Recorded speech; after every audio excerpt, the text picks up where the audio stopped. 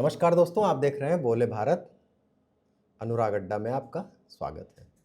बात करते हैं उत्तर प्रदेश की सियासत की। उत्तर प्रदेश की सियासत को इस समय एक बात से बहुत डर लग रहा है कि माघ मेले में जो बटुक ब्राह्मणों की शिखा खींची गई, उसका पाप कहीं सभी राजनीतिक दलों को न लग जाए। ओम प्रकाश राजभर उत्तर प्रदेश की राजनीति के एक बड़े दिलचस्प किरदार हैं। 22 फरवरी को यानी कल वो आजमगढ़ के अतरौलिया में एक रैली करने जा रहे हैं। उनकी रैली की एक चिट्ठी देखिए। इस चिट्ठी को जारी किया गया है, रैली के बारे में जानकारी दी गई है, लेकिन इसमें हाईलाइट किया गया है बहुत कायदे से कि इस रैली में 10,000 प्रबुद्ध ब्राह्मण भी शामिल होंगे। ओम प्रकाश राजभर पुराने मिशन मोड वाले नेता हैं, बहुजन समाज के मिशन से जुड़े रहे हैं और अम्बेडकरवादी राजनीति करते रहे हैं।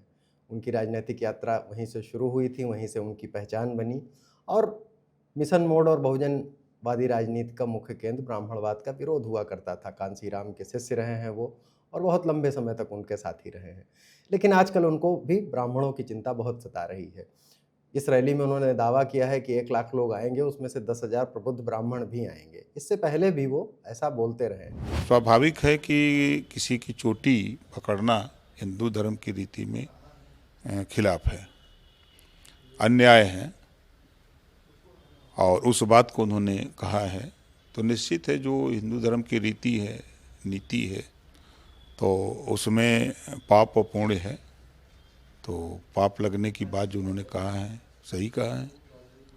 रही बात कानून की, तो कानून के साथ कोई खिलवाड़ करेगा तो कानून उनके साथ भी अपना काम करता है।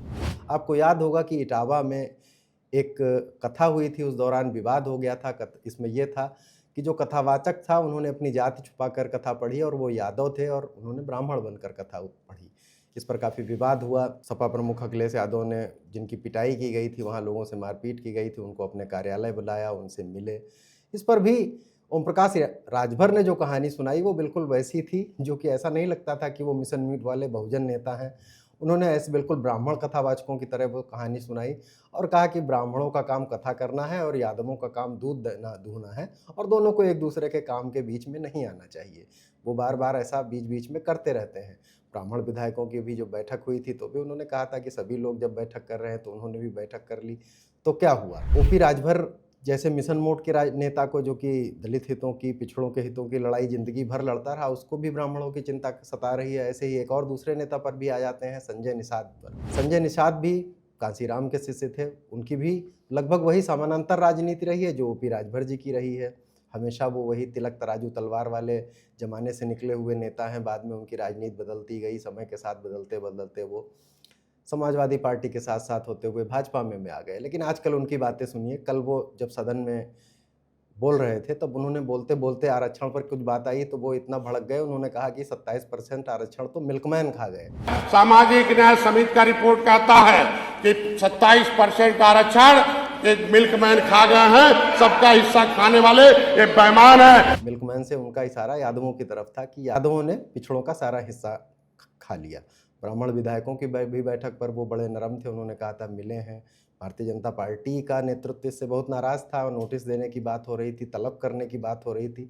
लेकिन ये बहुजनवादी राजनीति के ये दोनों नेता इस बात से बड़े ब्राह्मणों के प्रति बड़ी सहानुभूति दिखा रहे थे कि नहीं नहीं, वो मिल गए तो क्या हुआ। आजकल संजय निषाद के आप और भी बातचीत सुनेंगे, उनके पॉडकास्ट, उनके साक्षात्कार सुनेंगे तो वो निषाद राजगुह की कहानी को बिल्कुल वैसे सुनाते हैं जैसी आपने भागवत कथा या किसी ब्राह्मण कथावाचक के मुंह से सुनी हो। बिल्कुल उसी तरह उसका वर्णन करते हैं कि कैसे वो राम से मिले, कैसे हुए।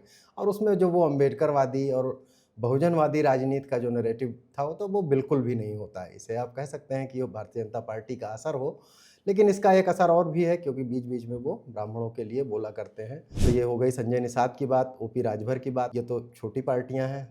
अब दो बड़ी पार्टियों पर आ जाते हैं। माघ मेले में जो विवाद हुआ, उस पूरे विवाद के लिए एक सूत्रवाक्य रच दिया उत्तर प्रदेश की राजनीति ने कि बटुक ब्राह्मणों की चोटी खींची गई। एक व्यवस्थागत प्रश्न था और उसमें भगदड़ होने जैसी संभावना थी। प्रशासन को उस समय जो सूझा वो उन्होंने किया। उसमें कुछ विवाद, कुछ गलतियां हुई होंगी, उस पर बातचीत होने के बजाय ये होने लगा कि ब्राह्मण बटुक की शिखा खींची गई और इसको पूरा ब्राह्मण अपमान का मुद्दा बना दिया गया। विपक्ष ने बनाया। खैर, इस तरह के मुद्दा बनाना विपक्ष का काम भी होता है, लेकिन इससे आहत होने वालों में और इसका बचाव करने वालों में भारतीय जनता पार्टी के अंदर के जो लोग थे ही, उसमें इसके अलावा ओपी राजभर और संजय निषाद जैसे लोग भी थे जिनको भी ये नहीं सुहाया ब्राह्मण बटुकों की चोटी खींची गई। ऐसा क्यों? बहुजनवादी ये नेता ब्राह्मणों को क्यों लुभा रहे हैं? यही क्यों लुभा रहे हैं? आप बहन जी जो कि पिछले दिनों से काफ़ी अक्रिय मोड में थी, अभी वो पिछले दिनों से काफ़ी उनकी प्रेस कॉन्फ्रेंसेज हुई हैं लखनऊ में। हर प्रेस कॉन्फ्रेंस में लगभग उन्होंने ब्राह्मणों पर चिंता जताई कि ब्राह्मणों का सम्मान नहीं हो रहा है। जब ब्राह्मण विधायकों की बैठक हुई थी तो उसमें ये हुआ था कि उस बैठक में जो खाना खाया गया वो बाटी चोखा था, तो उसका उन्होंने तंज कसते हुए कहा कि उन्हें बाटी चोखे की नहीं, सम्मान की ज़रूरत है। फिर वो ब्राह्मण सम्मान पर आईं। अब मायावती जी कैसे बोल रही हैं उसको आप ये देख लीजिए कि वो मुसलमानों तक पर तल्ख टिप्पणियाँ कर देती हैं कि उन्होंने हमको वोट नहीं दिया, इस वजह से पार्टी कमज़ोर हो गई। लेकिन ब्राह्मणों के लिए उनका प्रेम जागृत है। 2007 में जो एक नैरेटिव गढ़ा गया था कि ब्राह्मण शंख बजाएगा, हाथी बढ़ता जाएगा, वो कितना कारगर रहा था, कितना वोट ब्राह्मणों का मिला था, उसके अलग-अलग विश्लेषण हैं। लेकिन मायावती जी को भी ये लगता है कि अगर ब्राह्मणों का वोट उनको मिल जाएगा तो वो सत्ता में लौट सकती हैं। समाजवादी पार्टी पर आ जाइए। समाजवादी पार्टी पिछले 3-4 सालों से पीडीए के सूत्रवाक पर टिकी है। पिछड़ा, दलित, अल्पसंख्यक, उसकी तरह तरह से अखिलेश यादव व्याख्या करते हैं, जिसका मतलब यही है कि समाज के जो कमज़ोर, वंचित, शोषित अल्पसंख्यक लोग हैं, अब हम उनकी राजनीति कर रहे हैं। लेकिन बटुक ब्राह्मणों के मामले में उनको भी बहुत प्रेम आया। हर बार यही कहते हैं बहुत पाप लगेगा। बटुक ब्राह्मणों की चोटी खींची गई, जबकि खुद उनकी सरकार में भी अभी मुक्तेश्वरानंद के ही कार्यक्रम के एक कहने पर लाठीचार्ज भी हुआ था। लेकिन पाप लगने की सियासत और ब्राह्मणों को लुभाने की सियासत अखिलेश यादव लगातार कर रहे हैं। अब वो किस स्तर तक पहुंच गए हैं कि अभी एक फिल्म आ रही है यादव जी की लव स्टोरी, उसको लेकर कुछ विवाद हो रहा है कि उसमें एक यादव लड़की और एक मुसलमान लड़के की प्रेम कहानी दिखाई गई है, जिसका कुछ संगठन विरोध कर रहे हैं। जब उसको इनको लेकर सवाल पूछा गया तो उन्होंने कहा कि बीजेपी वाले तो ऐसे ही सबकी लव स्टोरी खराब करते हैं। अभी देखिए एक लव स्टोरी खराब कर दी थी। ये सब भारतीय जनता पार्टी की लव स्टोरियां हैं। याद कीजिए, पहले ब्राह्मण समाज को अपमानित करने के लिए कौन सी फिल्म बनाई थी? ब्राह्मण समाज को अपमानित करने के लिए कौन सी फिल्म बनाई थी? उसका नाम भी हम नहीं ले सकते। उनका इशारा घूसखोर पंडित फिल्म की तरफ था, जिसको लेकर विवाद हुआ था और उत्तर प्रदेश की सरकार ने उस पर एफआईआर दर्ज कर दी थी और उसी के बाद उसका नाम तक बदल दिया गया। तो उन्होंने ये कहा कि उन्होंने तो ऐसी फिल्म बनवा दी जिसका मैं नाम तक नहीं ले सकता। यानी अखिलेश यादव पंडित के साथ घूसखोर शब्द जोड़ने पर ही राजी नहीं थे। उनका मतलब ब्राह्मण प्रेम इस कदर था। तो ऐसा उत्तर प्रदेश की सियासत में क्यों हो रहा है कि पिछड़ों की, दलितों की, बहुजनों की राजनीति करने वाले ब्राह्मण प्रेम दिखा रहे हैं?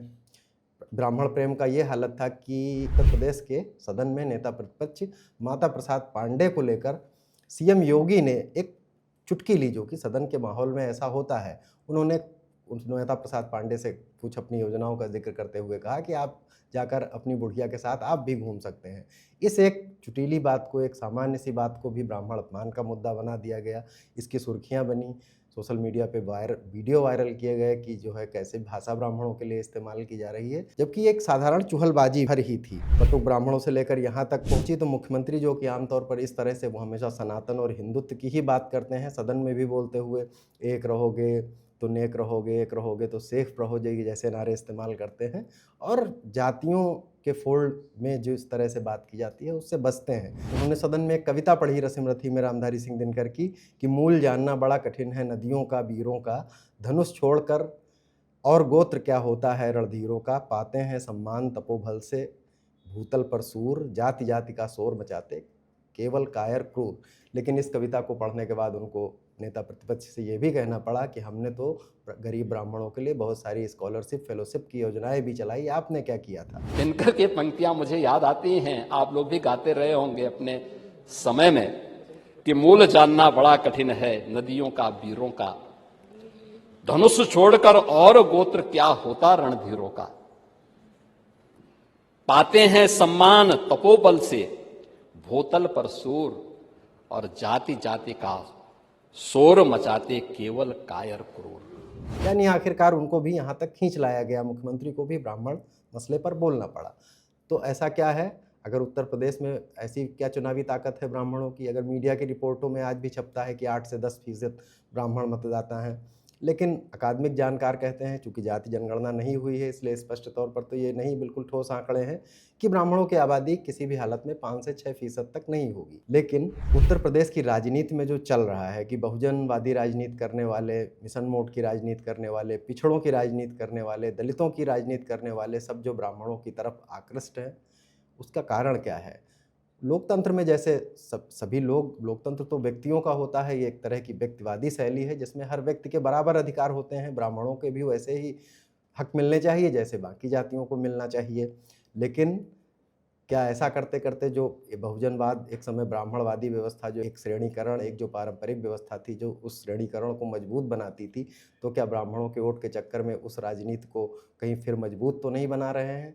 अब ये क्या है, इसे क्या माना जाए? इसको सामाजिक समरसता का नाम दिया जाता है, लेकिन अगर दूसरी तरफ से देखें तो ये एक तरह का सामाजिक प्रतिगामी तत्व भी है, जो कि हमें, जब जातियां टूटनी चाहिए थी तब फिर हम जातियों के आधार पर लोगों को संगठित होने, उन्हें जोड़ने की बात कर रहे हैं। अब जैसे कि अभी उत्तर प्रदेश के एक पीसीएस अधिकारी ने इस्तीफा दे दिया और यूजीसी के विरोध में होने वाले कार्यक्रमों में सम्मिलित हो रहे हैं। बात तो वो सनातन की करते हैं, लेकिन उनका भी इशारा ब्राह्मणों की तरफ ही ज़्यादा होता है।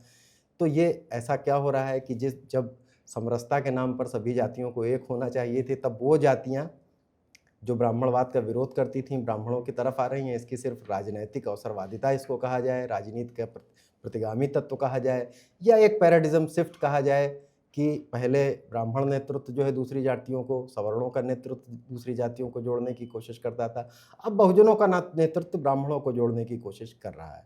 ये क्या होगा, ये कैसे ये राजनीति पनपती है, धीरे धीरे लोकतंत्र की चक्की महीन होती है, वो कैसे पीसती है, उससे क्या निकलता है, ये तो देखने वाली ही बात होगी। लेकिन उत्तर प्रदेश में जातिवाद और जातीय संगठन और हर जाति की बात जो हो रही है, वो कम से कम फिलहाल अच्छी तो नहीं लगती है। अनुराग अड्डा में आज यहीं तक, कल फिर किसी नए मुद्दे के साथ मिलेंगे। नमस्कार, धन्यवाद।